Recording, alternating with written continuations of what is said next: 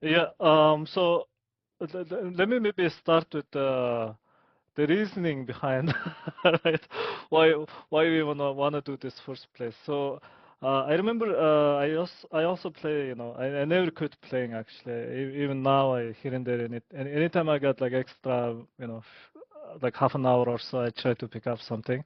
But um when I was when I used to play World of Warcraft, I would say that was the very also very, the my most enjoyable gaming RPG gaming experience that I had, like, for forever, I would say.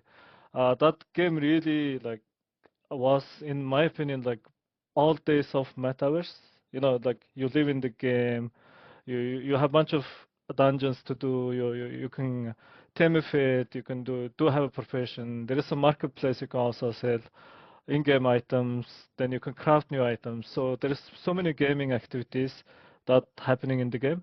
And I also remember I was like very big into collecting items in the game. I played like 2, 3 years and become a big collector and spent a lot of hours in the game and all those things. And I know that for a fact I actually didn't experience this, but I remember that there was an incident that how World of Warcraft removed in-game items, which was wizard staff. They removed a very powerful item, and that was after I quit playing. But I also know that a lot of items that in game I lost them because the account change and everything. So, and I figured out that how Vitalik Button, he actually experienced this in live event. Like, I think one of the initiative, one of the incident that drive them to start Ethereum chain. That's what I read on the internet. Definitely some truth to it, I think. So because the gaming item got not lost, because game decided to just remove it. You know, I think thousands of players got impacted by this action, but Blizzard never did any action afterwards. I think they didn't have to say sorry as well. It's just one of the game item removed.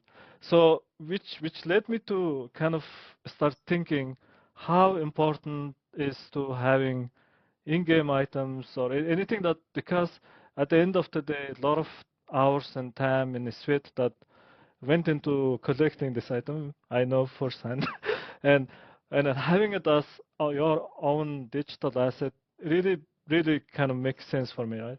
And then especially when we kind of start thinking of building a digital asset for gamers from their gameplay footage, then we really kind of focus on making it as a digital asset, and that's some of the main initiatives that we are working behind the scene. But I want to give you maybe a high level overview, very easy way to understand what we are building at iAgent. So basically, we are building visual learning engine. We call it visual learning module that enables any gamer, any game studios to be able to train the gaming agents, which are human trained agents from gameplay footage. So our uh, Cortex is visual. We work with visual data and then computer vision, behavior cloning. So basically, we extract gamers' knowledge from the gameplay through behavior cloning methods, and then we transfer this gaming knowledge into the AI bot, AI agent right now.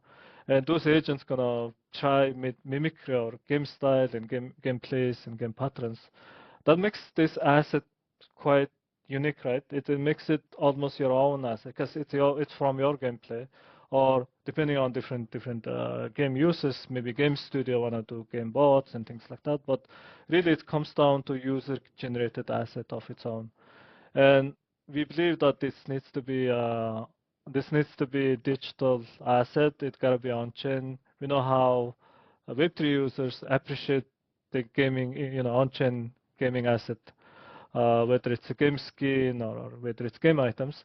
Especially that once you are training for your gameplay, we want it to be digital asset. So that this is pretty much our focus area, And we know that at the same time, we also believe that it's going to bring a lot of enjoyable experiences to particular games. I wouldn't call it every game yet till it gets tested and then accepted by the communities.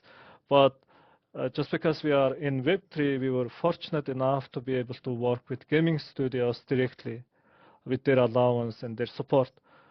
So that makes us in a very unique position to try and do a few testings, even having access to the game itself, pre-alpha, beta test and all that. So we're quite happy with the progress we're having right now, and started working on the game integration for a couple of other games at the moment.